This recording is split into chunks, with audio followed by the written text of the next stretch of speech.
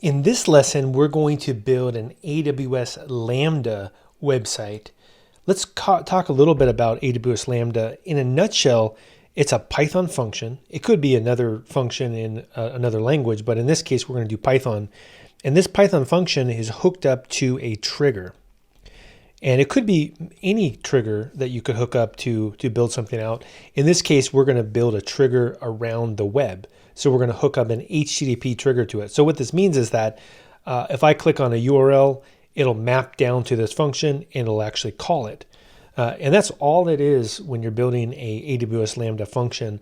And later, if I wanted to hook this up into other kinds of events, maybe I could hook up into maybe an S3 file that's event that's files placed on S3, or if I wanted to listen to SQS, which is a queue, I could hook that up. But in general, it's just a piece of logic. I hook it up to an event, and then I can serve out a website. So let's go ahead and build this. Once again, with AWS Cloud 9, what we can do is build out a solution inside of this Cloud 9 environment for Lambda. To do that, I'm going to select this tab, AWS Resources. And from here, I'm going to move this over a little bit, and there's an icon for create a new Lambda function. I'm going to go ahead and click on that. And if you notice, it says build out a function name and an application name. So I'll go through here and just say hello Cloud Lambda, and it'll automatically fill out the application name. And then it'll ask me for a runtime. So Lambda does support multiple runtimes, and Cloud 9 supports both Node and Python. I'm going to select Python 3.6, and then I'll go ahead and say an empty Python function. Next up, here's where the trigger comes in. I am going to build a website, so I will take this trigger, which is API Gateway, and select it. And it's going to ask me, where is the location I want to map this to? So what is the URL path?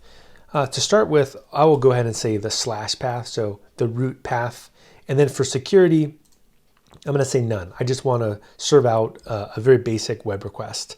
Okay. And then from here, I don't need to do any special privileges. It's just going to serve out HTML, and I can go ahead and say finish. Great.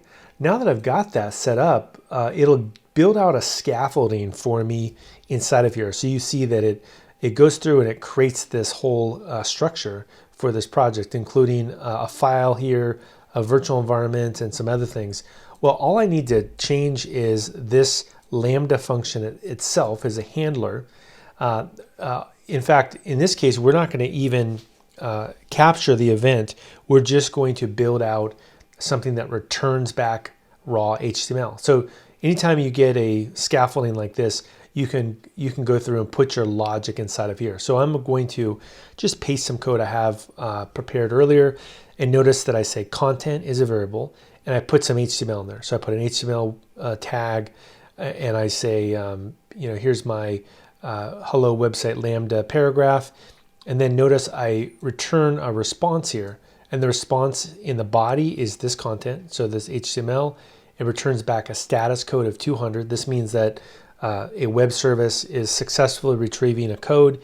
And then for the headers, I say, look to the web browser, I say, I'm going to give you HTML. That's it. So once I do this, I also could build out a website. The difference between this and a static one is that it's called every single time someone makes a request. So now that we've got this set up, I'm going to run it locally. To do that, I'll go over to this hello Cloud Lambda directory and right click on it and say run API Gateway local.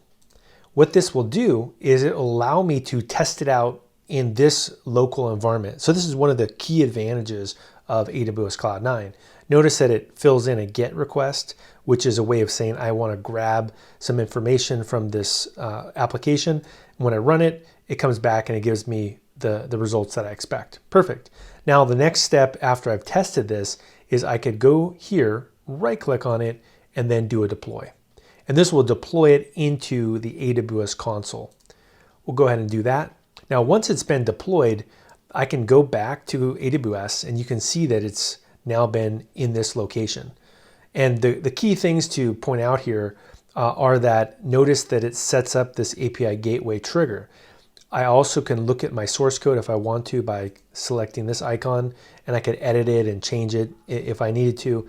But in general, the main thing to look at is this API gateway. And if I scroll down and if I select this API endpoint, it'll serve out my HTML request. So let's go ahead and try it out.